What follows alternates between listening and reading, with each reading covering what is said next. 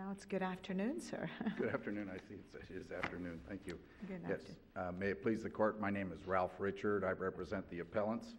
Yes, Mr. Richard. We argued last Tuesday in Lakeland. And before we get to that, do you need any time for rebuttal?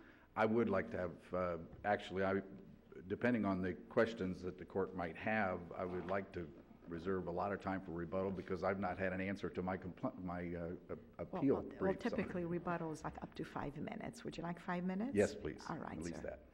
In fact, before we get to it, because we did, each of us received the copy and we were able to review the oral argument for last week. And as I understand, this is exactly the same issue. Close, yeah. As Let me last week's just, and I case. want to address that because it really, on my first issue on appeal, yes, they're identical because that was where the court had dismissed with prejudice count 2 of both the Sixth Amended complaint, which was the issue last week, and I think it was the Second Amended complaint of the consolidated case, which is the one we're here on. So on the first issue on appeal, yes, they're identical. On the, excuse me, on the second issue on appeal, the issues are not identical from this standpoint. The record is completely devoid of an authenticated copy of the trust agreement on which supposedly the summary judgment was granted. Mr. Maroney's affidavit, which is of record, he authenticated the 2 Winkler Road trusts, which were the subject of the other case. This case involves the Pine Island Road Trust. Yeah, I'll tell you, I got a copy of the Pine Island Trust Agreement, and I don't know if it was from the record in this case or the record in the case that got heard last week. It wouldn't have been from last week's. It would have been from this record, and it probably was an attachment to the complaint, but it was never authenticated. There was never any summary judgment evidence of the trust agreement. In fact, there was no dispute between the parties either here or below, was there, that the operative language of the 2 agreements was different in any way? Well, that's part of Mr. Maroney's affidavit is that the particular paragraphs that we're dealing with were identical in those trusts, but the trust agreement that's attached to the complaint was entered into well after Mr. Peoples had taken ownership. Well, actually, Mr. Maroney had taken original ownership of the property, the Pine Island Trust property, and then later there was a transfer from Mr. Maroney as trustee to Mr. Peoples as trustee, and this trust document that is attached to the complaint post-dates the ownership of the original property. So Mr. Maroney's signature is not on that trust, so he couldn't Let me authenticate. try to get at it differently. With respect to the summary judgment on counts 1 and 3, Yes.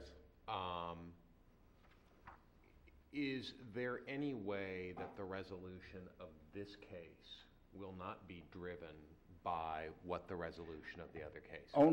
Only that I believe that the resolution of this case is even stronger than the one we had last week from the standpoint that there is absolutely no summary judgment evidence. There wasn't even a motion for summary judgment in this case.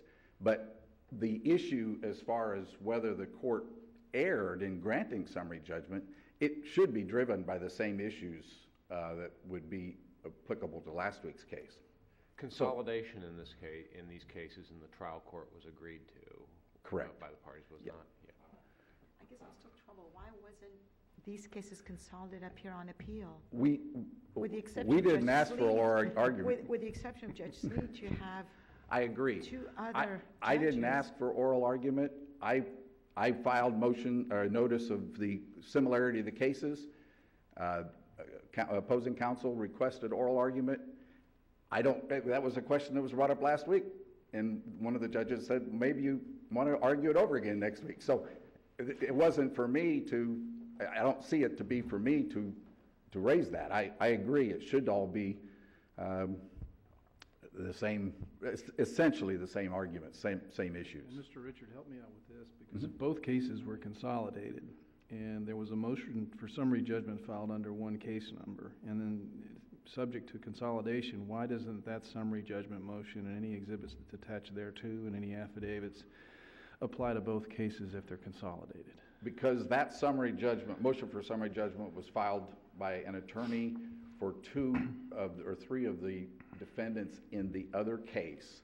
And his motion was only, these are two Winkler Road extension trusts. All of his arguments and his presentation was all with respect to the Winkler Road trust. The Pine Island Trust was never even mentioned in their motion for summary judgment, and there was no notice of hearing that it applied to the Pine Island Road Trust, and there was no summary judgment evidence whatsoever to support a non-filed motion for summary judgment of the Pine Island Road Trust. So my argument would be that the lack of notice. What was the purpose of consolidating these cases in the trial court to begin with then? Well, that was the defendants that actually requested that because of the similarity of I assume it's because of the similarity of the appropriate language in the trusts. The parties are quite different. I mean, the plaintiffs are the same in them, but the defendants under the three trusts are quite different. So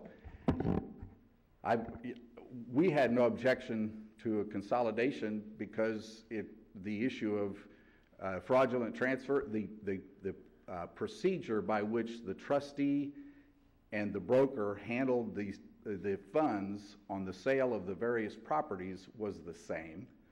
And so the fraudulent transfer account, even though they were different checks written in different times, the circumstances were the same. They were close in time, but so it didn't seem to necessitate having two separate trials to just prove fraudulent transfer. So with respect to counts 1 and 3, I think what we've established is that this case will be driven by the result in the case that got argued last week, except that you say you think the case for reversal here is even stronger. So Correct. Can you explain to me why that is? Correct. That would be good. Why is the case for reversal here even stronger? Because in this case, we don't have an authenticated trust agreement. Okay, I get it. All right. And there's only a reference to it by my client's affidavit because I believe in his affidavit, he said that he didn't participate in this trust agreement that was attached to the complaint. It was dated after he had withdrawn as trustee. So. I'm trying to remember, is there a transcript of the motion for summary judgment? No. Is there a transcript on the motion to dismiss count 2? I don't know. But we do have subsequent to that motion and that hearing an agreed order dismissing that with prejudice, do we not?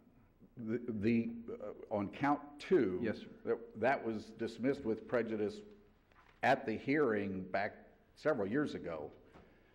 There wasn't a reorder. The judgment that the judge entered in 2013, November 2013, was only with respect to counts 1 and 3. Count 2 had been dismissed with prejudice a couple of years earlier. But there's no hearing transcript on that? Correct. And there was no written opposition filed by your clients? To the motion to dismiss? To the motion to dismiss count 2. Whether there was written opposition, I don't recall if I had a memorandum of law on that. I guess what I'm trying to figure out, as Judge Sleet's question might have presaged, is how do we tell what the trial judge decided? We've got a motion, we've got no transcript to tell us what arguments were made, we've got no written response to tell us what arguments were made, and we have an order that on the face of it says it was agreed. All that was agreed was that this order would, I'm sorry, I don't think that there was an agreed order on the count 2. If there was, it would have been that I'm looking at agreed order on defendant's motion to dismiss with prejudice the 6th amended complaint, and a judge's count 2 granted with prejudice. we were agreeing to the wording of the order because of the related case that the judge had granted us, dismissed with prejudice count 2. We weren't agreeing to a dismissal with prejudice. That's not what the order says. We weren't agreeing to a dismissal with prejudice. And the reason, the record that you have to oppose or to reverse the finding of a dismissal with prejudice is the allegations in the complaint, which are to be taken as true, and their argument is that this Florida statute prohibits anybody from suing them as beneficiaries of a trust. And the allegations in the complaint directly address that. That shows that they were not being sued as beneficiaries of the trust. Well, for instance, your appellate brief here, I frankly, I don't know that it develops them sufficiently, but at least suggests that there's a contracts clause or retroactivity problem with the Florida Land Trust Act. How do I know that argument was preserved in the trial court without a transcript or a written opposition telling me that argument was made? It's irrelevant, quite frankly. It turns out that because the statute, the very wording of the statute says that this applies to all trusts that either had been entered into before the timing of the statute or the passage of the statute or after. And so that by its very nature, because the statute expressly states, except as provided herein, beneficiaries cannot be sued, and the subsection D of that statute says that a beneficiaries of a trust can expand their liabilities under the trust. So if that was the law from the beginning, it's the law now. What the appellees seek to do is to try to characterize themselves as falling only under subparagraph A of that statute, which if that's been the law since before, fine. But this case doesn't fall within subsection A of that statute. This falls within the subsection D, where they have expanded their liability. They have agreed to indemnify the trustee. You're taking the position in this case that the indemnification provision of the trust clearly entitles you to proceed, and somehow that clear language of indemnification should refute the summary judgment. It clearly refutes application of only the language of the statute that they want you to look at, because the language of that statute is for passive beneficiaries. And it says, except as provided herein, you can't sue beneficiaries, but as provided herein, beneficiaries can expand their liability. So yes, that's correct. And I might add, if you just look at because the judge specifically found that these appellees had operational control over the trustee. I mean, it was a very broad, the trustee couldn't do anything without the agreement of the beneficiaries or the owners of this trust or these trusts. If you just think in terms of what happens in a situation if the trustee ran over a child on the property that was part of that trust, and the family goes and sues the trustee for negligence. He was in the course and scope of his duties, and he did it on this property, and the property, you know, there was some defect in the property, whatever the circumstance is. And if the trustee was found liable, can the beneficiary simply sell the property, take the proceeds, and say, sorry, you can't sue us? That can't be the law of Florida, and nor is it applicable, could it be under the very terms of this trust? This trust, the creditors were given protection, the trustee was indemnified by the beneficiaries because the beneficiaries controlled the trustee, and the trusts themselves were never recorded, so the world wouldn't have known what the terms of the trust were, nor would they know who the beneficiaries were. And so whenever this closing took place, or the closings, the closing agent and the attorneys handling the closing wouldn't have known that there was a provision in the trust that would require the trustee to pay Mr. Maroney. So, I want to give you time for Sure. rebuttals, so if you want to reserve the rest for rebuttals, we could get to hear from your opposing If you have a counsel. question, I'll be happy to answer, but Well, I actually do have a question, I'm Okay. sorry. Sure. Okay. There is an issue, right? Your clients have got to establish their standing to enforce the indemnification provision of this contract, right? well, the language is broad, very broad, as pointed out by the panel last week. It's broad, but it doesn't mention your clients by name or as a No. class, No. does it? And I guess what's troubling to me about that is, listen, you know, broad indemnities are a facet of commercial life, and they are included in all sorts of contracts, and I don't see in your brief, and I'm wondering if you have any authority for the proposition that a claimant against an indemnity under a commercial indemnity has standing as a third-party beneficiary to enforce the indemnity against the indemnitor. Well, to that, I would say you look directly to the language of the indemnification here, and it's where any liabilities of the trustee, let me get the... Right, but I mean, if the trustee was driving to the bank to deposit a check on behalf of the trust and ran into somebody else and got sued by the victim, would the victim have standing under this indemnity to go directly against the beneficiaries for the liability? If the trustee liquidates the trust without adequate consideration and in order to avoid the ability for the claimants to get compensated, yes, they would be third party. What would be the purpose of the indemnification? To protect the trustee against risk. Against risk of like this. That's exactly the point. And whenever there wouldn't be any reason for having an indemnification if the trustee had if nobody could sue him, if he couldn't be held liable.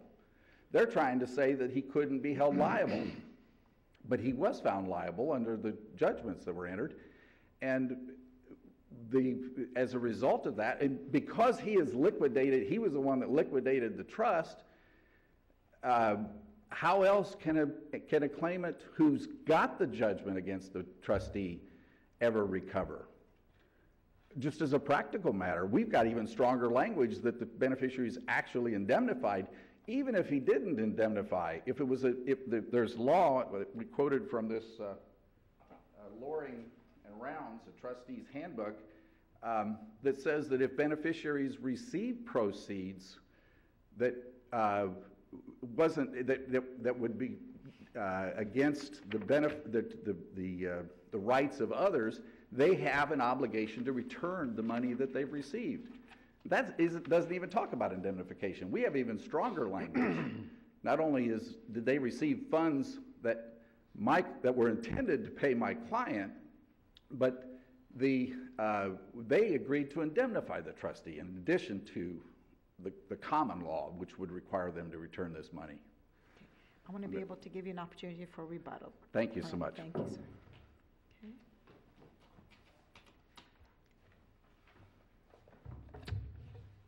Good afternoon. May it please the court. I'm Gus Belcher, and I represent the appellees in this case. And I'll try not to go over what you've already watched from last week's oral argument. I will say to the court, of course, hindsight's always 20/20. It would have been nice if we had asked that they be consolidated for oral argument, but obviously that was not done. We still, on the appellee side, take the position that the trial court's order that says whatever happens in the consolidated case happens in this case is valid and binding because the claims are identical. What I'd like to do is respond to a statement that Mr. Richard made during his presentation that what was lacking in the trial court in this specific case was some type of authentication of the Pine Island Road Three Corners Land Trust. I don't think that was necessary because I don't think there was any dispute about the fact of the contents and the existence of that land trust I'm reading from paragraph 14 of the first amended complaint in this case, which is obviously in the record. And it says a true and correct copy of the Pine Island Road Three Corners Land Trust is already in the court file as Exhibit A to the original complaint, and no useful purpose would be served to bulk up the court file by attaching another copy here too, since a copy is already in the possession of each defendant. So the original complaint that was filed in this particular case had a copy of the Pine Island Road Three Corners Land Trust. The allegation was it's a true and correct copy. That was by the appellants. So I don't think there was any dispute that that was the land trust, and it is identical to the two land trusts that are in the consolidated cases. With respect to the motion to dismiss, was the Land Trust Act the only ground that was raised? To dismiss? Yeah, I'm talking about. I believe so, Your Honor. I believe in the motion, yes, that was it. So there was no separate ground, was there, that, or was there that, was there a challenge to the sufficiency of the plaintiff's third-party beneficiary allegations? I don't believe there was in the motion to dismiss, although I've not reviewed it recently, so my recollection may be faulty. Well, I think you do need to take on then, and help me out with sure, with Section 8D, right? I mean, how do your clients get past that with respect to a claim on the contract? Talking about Section 8D of the Land Trust Agreement, correct? That was the protection of third parties dealing with the land trust. This correct. Is the fact that a beneficiary's liabilities can be expanded in the trust agreement. Right, under 689.071A. Yeah. Well, first of all, I think the Land Trust Act 689.071 contemplates active beneficiaries.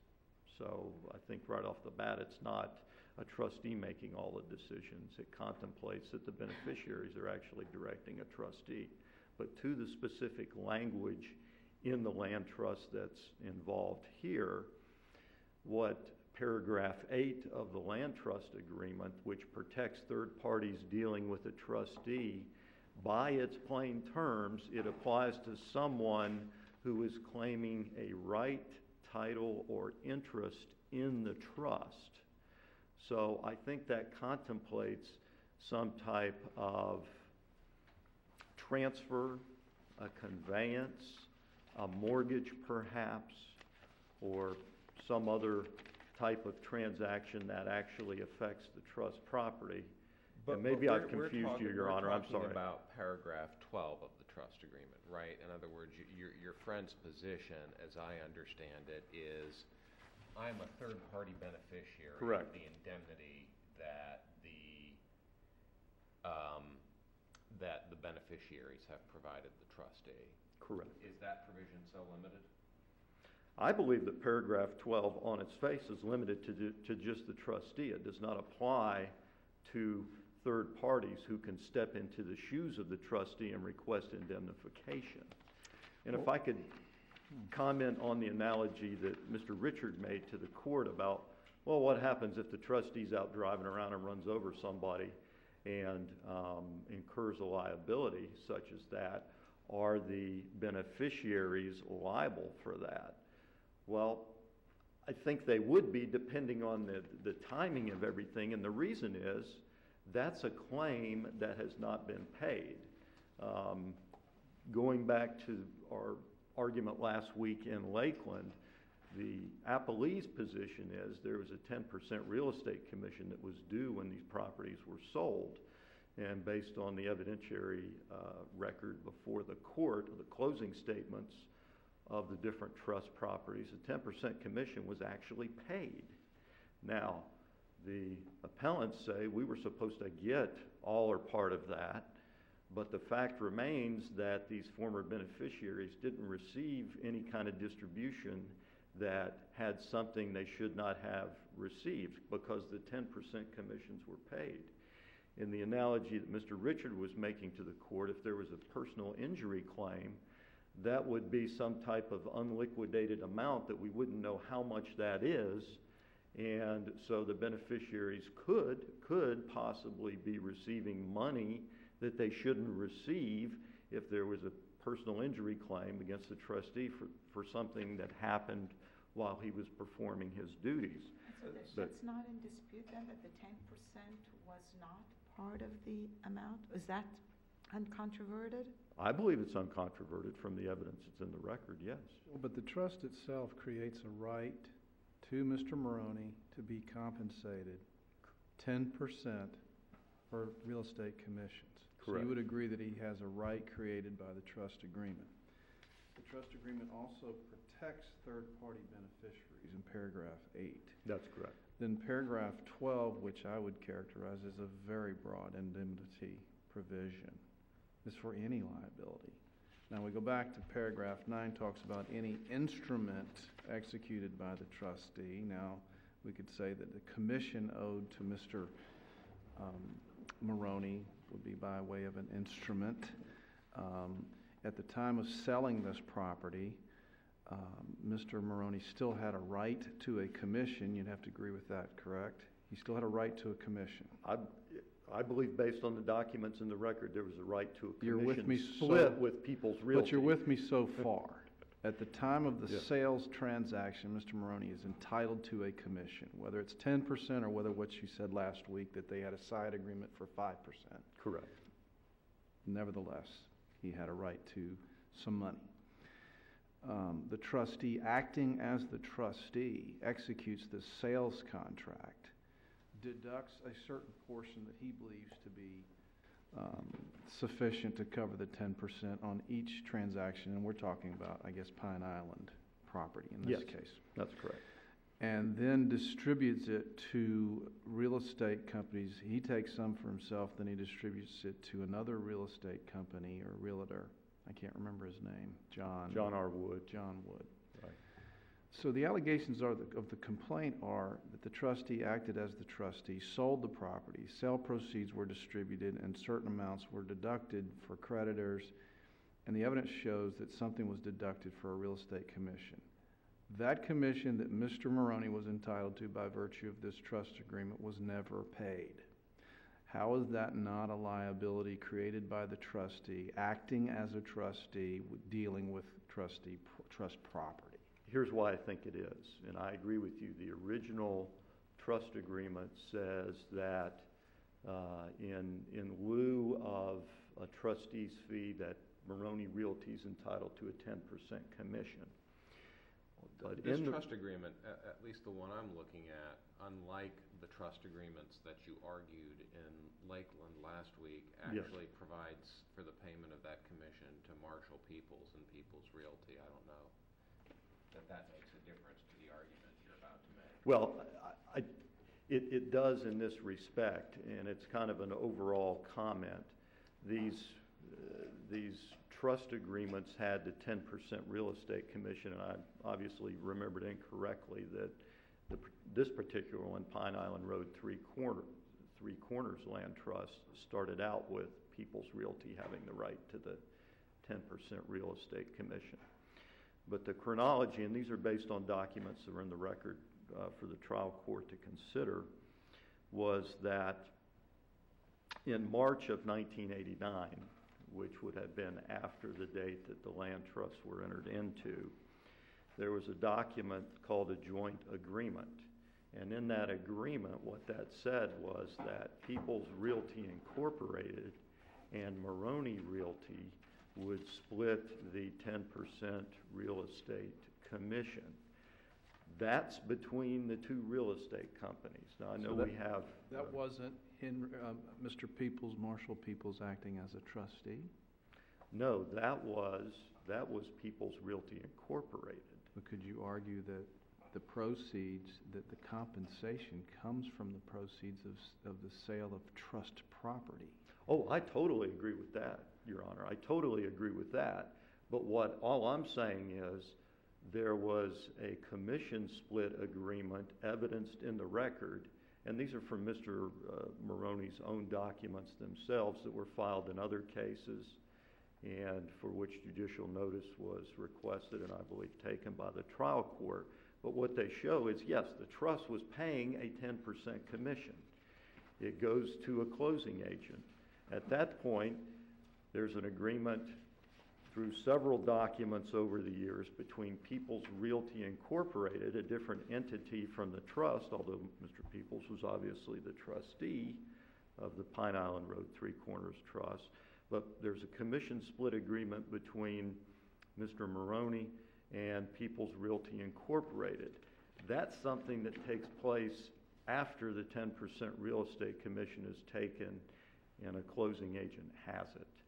So from the beneficiary's perspective, the trust has paid the 10% commission. How it got split up, all right, there's a dispute about that. That's a Peoples Realty Incorporated liability. That's not a trust liability per se. I really do want to make sure I understand your position on 689-071-8D. Yes, Your Honor. And, you know, I think when we talked about it a few minutes ago, you talked about active versus passive and Yes. then the specific terms of this trust agreement. And I'm going to try to phrase it as a question of law this time because I really want to make sure I understand it. Under Section 8D, Yes. can the beneficiaries of a land trust contract away the protection that they get in 8A? Yes, they can. Okay, that's what I want. That's what I wanted They to be can. clear about your position. Absolutely can. Now, I still don't agree that they did that here, obviously, but I agree with you. Yes, they can. That language, I think, means what it says. Anything further? If there are no further questions, we'll rest on the brief. Thank you, sir. Thank Appreciate you. it. Okay. Mr. Richards, you've got a couple of minutes, okay? Thank you, Your Honor. Just a couple of points. This so-called commission split that he was arguing about has nothing to do with the trusts. Mr. Maroney's judgments against Marshall Peoples as trustee and as Marshall Peoples Realty was for 5%. He wasn't seeking the full 10% and got judgments for the 5%. How it's important to know, and you noted that there had been changes to the Pine Island Trust that post-dated Mr. Maroney's agreement, and his affidavit addressed that very point. He says that the trust that was originally formed had Maroney Realty getting 10%. Somewhere thereafter, Marshall Peoples prepared a document that gave the commission to Peoples Realty. That issue was resolved against Peoples Realty and against Marshall Peoples as trustee in the trials that Mr. Maroney got judgments on. That Peoples, as trustee of Pine Island and of the two Winkler trusts, was obligated to pay a commission to Maroney Realty.